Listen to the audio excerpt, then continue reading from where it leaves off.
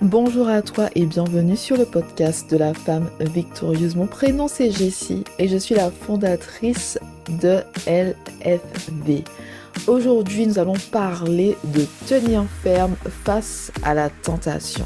Tenir ferme face à la tentation. Allez, tout de suite, on commence. Femme de Dieu, aujourd'hui on est dimanche. Dimanche 26 mars à 13h. Il est 13h32.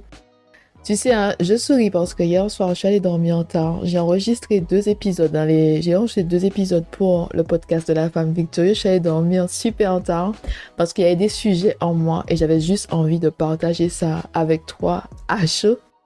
Et j'ai failli rester plus tard parce qu'il y avait un 3e sujet. Je me suis dit, je vais enregistrer ça lundi, j'ai le temps et tout.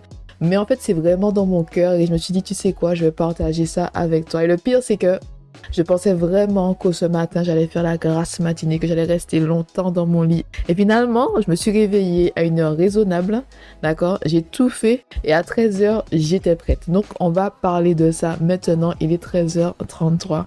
Tenir ferme face à la tentation. Cette semaine, dans le live du mardi, j'ai vraiment présenté le sujet, comment l'ennemi nous attaque pour nous faire tomber, comment l'ennemi attaque notre cœur et notre esprit pour nous faire tomber. On a parlé en fait de différentes choses que l'ennemi fait. Et à un moment, j'ai parlé du pouvoir de la séduction. J'ai parlé du pouvoir de la séduction. Comment l'ennemi utilise certaines personnes pour nous faire tomber, pour nous faire vaciller, pour nous influencer, pour nous faire dévier de notre chemin. Le pouvoir de la séduction. Et j'ai parlé en fait des personnes qui t'entourent, qui vont te convaincre de faire certaines choses avec elles. Donc le pouvoir de la séduction, mais aussi le pouvoir de la suggestion. On te suggère de faire certaines choses. On te parle de cette chose-là encore et encore. Pourquoi tu ne fais pas comme ça? Pourquoi tu ne fais pas comme nous? Pourquoi tu ne rejoins pas notre groupe? Pourquoi? Viens par ici, viens par là, viens avec nous, libère-toi, lâche-toi, essaye et tu verras. Donc l'exemple que j'ai donné, c'est l'exemple de l'alcool. Quand j'étais aux Antilles, je buvais mon punch coco, mon punch cacahuète seulement à Noël. Donc j'avais un verre de punch coco ou de punch cacahuète avec mes 2 glaçons seulement le 25 décembre en famille. J'ai jamais été alcool, l'alcool me donne mal au ventre, ce n'est pas mon truc.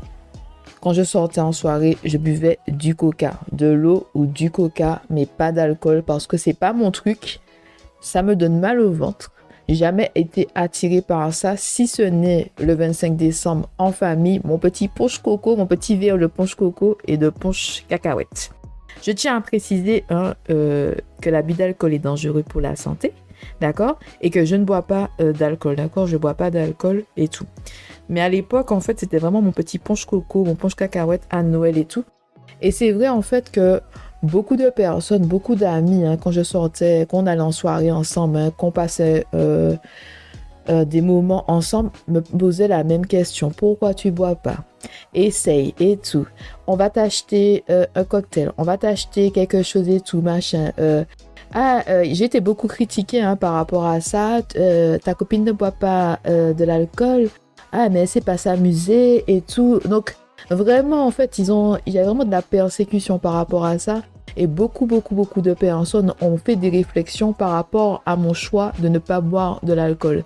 Ça veut dire que j'ai dû dire non, pas seulement une fois, d'accord? J'ai dû dire non des millions de fois sur des années, d'accord? La tentation, d'accord? La tentation.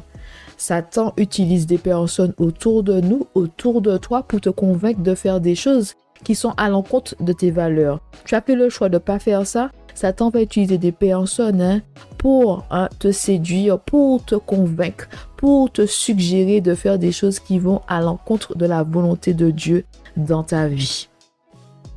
Tu ne tombes pas du jour au lendemain, d'accord? Tu ne tombes pas du jour au lendemain. L'ennemi t'assaillit, t'assaillit de pensée. Il utilise des personnes pour te faire tomber, pour te faire dévier de ton chemin, d'accord?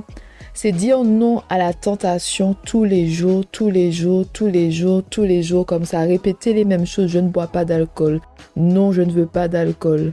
Non, ce n'est pas pour moi. Non, je ne vais pas boire ce que tu as acheté pour moi parce que je t'ai dit que je ne bois pas d'alcool. C'est encore et encore. Encore et encore.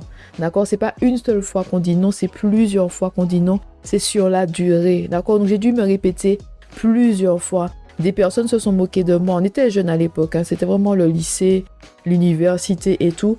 Et des personnes se sont moquées de moi par rapport à mon choix de ne pas boire d'alcool. On m'a dit, tu sais pas t'amuser. D'accord? Ça m'a jamais empêché de danser et tout en soirée. Ça m'a jamais empêché d'être la première sur la piste. Mais pour beaucoup de personnes à cette époque, l'alcool était vraiment associé à l'amusement. Si tu bois, tu sais t'amuser.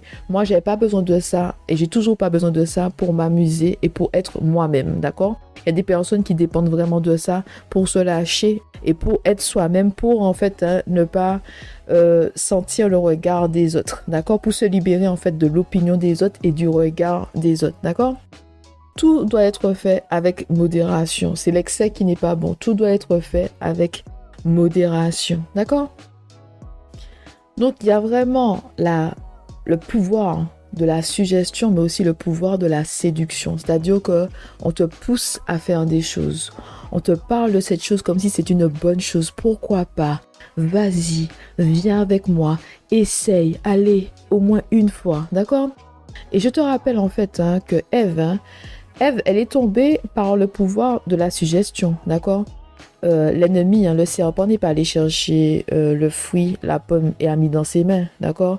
Il lui a juste dit qu'est-ce que Dieu a dit, d'accord? Pourquoi tu ne peux pas manger le fruit de cet arbre? Qu'est-ce qui t'empêche de manger le fruit de cet arbre? Qu'est-ce qui t'empêche de manger? Pourquoi le Seigneur ne veut pas que tu aies la connaissance? Qu'est-ce qui t'empêche? Si tu manges le fruit de cet arbre, tu seras comme lui, d'accord? C'est juste ça.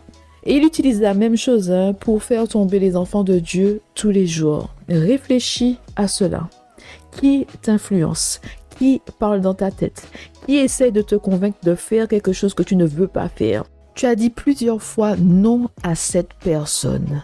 Mais cette personne-là revient à la charge. Encore et encore. Viens, essaye. D'accord?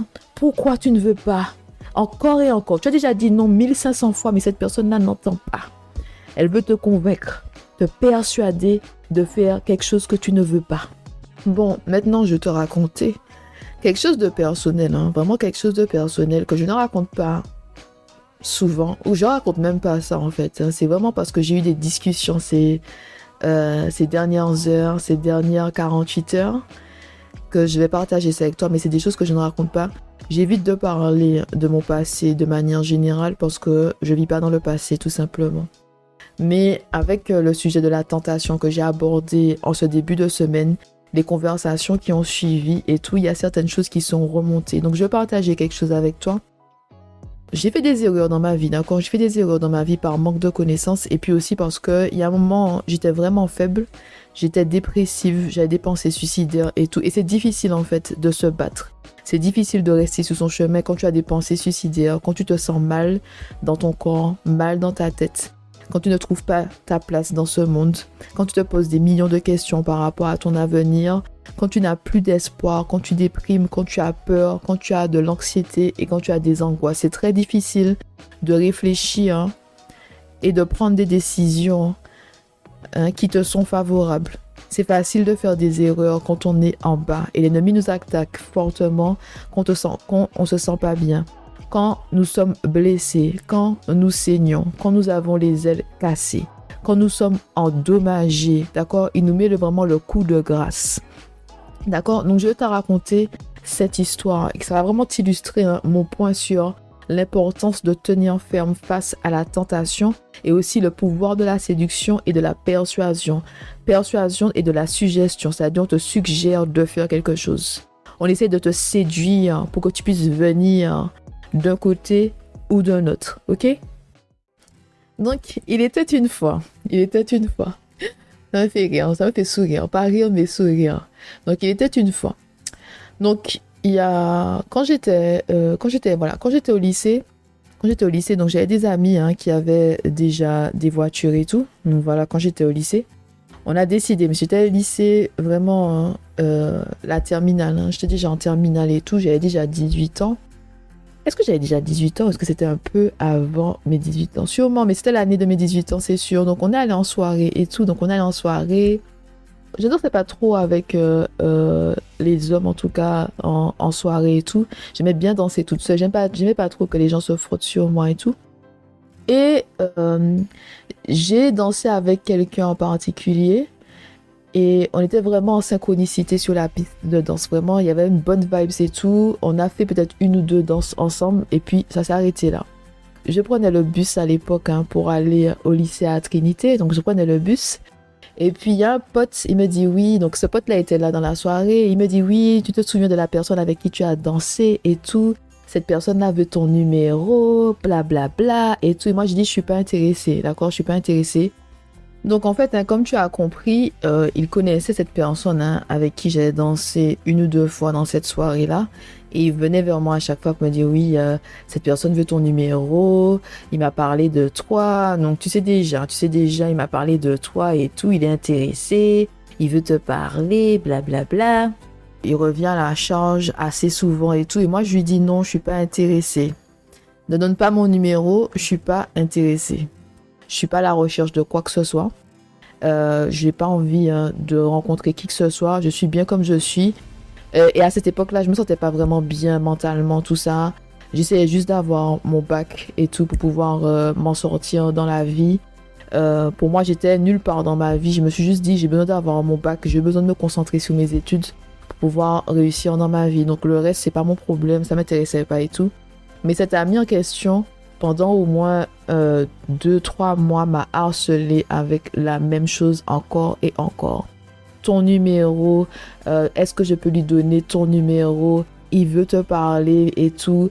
Nanana. À un moment, j'ai eu juste marre et j'ai dit, tu sais quoi, je vais régler le problème moi-même parce que je commence à en avoir marre. Donc j'ai dit, donne-lui mon numéro, je vais régler le problème moi-même. D'accord? En fait, tu sais qu'est-ce qui s'est passé? Donc, il a fait ça, il a donné mon numéro. Donc, cette personne m'a appelé, tout ça. Et puis, à un moment, on a convenu de rendez-vous, tout ça. Donc, on s'est rencontrés et tout. On s'est rencontrés. Moi, je pensais régler le problème et tout. Mais en fait, j'ai pas vraiment réglé le problème parce que j'ai rencontré cette personne-là et le courant passait bien. On avait beaucoup de points en commun. Donc, au lieu de juste dire je suis pas intéressée et de fermer la porte, en fait, j'ai laissé la porte ouverte avec cette histoire de restons amis. Je m'entendais bien avec cette personne.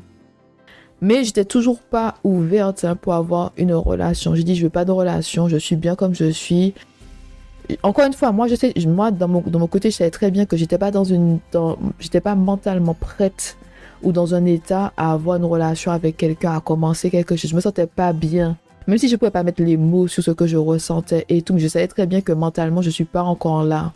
Je dois me concentrer sur mes études et tout. Donc, je suis restée en contact avec cette personne-là et pendant à peu près 1 an, cette personne m'a toujours fait des avances encore et encore. Allons être ensemble, allons essayer et tout, encore et encore. Moi, je ne connaissais pas le pouvoir de la suggestion, le pouvoir de la persuasion et le pouvoir aussi de la séduction. D'accord? C'est écrit dans la Bible que le fer aiguise le fer et que l'homme est aiguisé au contact de son prochain. En fait, on est vraiment influencé par les personnes qui sont autour de nous, d'accord? Il y a le pouvoir de la parole, de la suggestion. On peut se laisser convaincre de faire quelque chose alors qu'on avait dit non. Moi, au tout départ, j'étais catégorique. Je ne cherche pas d'homme dans ma vie. Je ne veux pas de relation, d'accord? J'ai besoin de me concentrer sur mes études. Le pouvoir de la persuasion, c'est-à-dire encore et encore, il m'a posé la même question. Donne-lui ton numéro. J'ai dit, je vais régler le problème moi-même. Donne-lui mon numéro. Au final, quand je rencontre cette personne-là, on s'entend bien. Le courant passe bien et je continue de parler à cette personne-là même si je ne suis pas intéressée. Tu te rappelles que je t'ai dit, est-ce que tu te fais draguer ou tu te laisses draguer? Que tu as le pouvoir en fait de fermer la porte dès le départ. Donc moi, j'ai pas fermé la porte dès le départ. J'ai laissé la porte ouverte parce que je me suis dit que je suis forte. D'accord? Que je sais ce que je veux et que je ne vais pas me laisser convaincre. Mais sur 1 an, on me pose la même question. Allons essayer. D'accord? Mettons-nous ensemble et tout. Mais à un moment, j'ai cédé. Au bout d'1 an, j'ai cédé. D'accord? Au bout d'1 an, j'ai cédé. Tout en sachant que je ne voulais pas être dans une relation, d'accord? Donc, quand on s'est rencontrés, je voulais pas être dans une relation, je voulais pas commencer une relation, être avec quelqu'un, être la petite amie d'eux. Et j'étais pas intéressée par cette personne-là, d'accord? Pour moi, c'était juste, on sera amis, d'accord? On s'entend bien, c'est vrai, on a des points en commun, mais pour être amis, je suis pas intéressée. Je ne me vois pas avec cette personne-là, d'accord? Je ne me vois pas avec cette personne, je suis pas intéressée. Je veux pas commencer une relation, je ne veux pas. Et puis ce que je vais rajouter aussi, c'est que les hommes sont patients. Quand ils veulent une femme, les hommes sont patients. Ils sont patients, ils vont t'attendre tapis dans l'ombre, mais ils seront là. Et ils sont patients. Et il y a beaucoup de femmes qui tombent comme ça parce qu'elles laissent la porte ouverte, elles se disent qu'elles sont fortes. Sauf qu'elles ne savent pas qu'il y a des choses qui se passent dans la vie où tu seras faible. Il y a des moments où tu vas pas te sentir bien. Et qui sera là pour te consoler? Cette personne. D'accord? Non, je te dis ça. Je te dis ça vraiment. Tu te rends pas compte, tu laisses la porte ouverte à quelqu'un que tu n'es pas intéressé.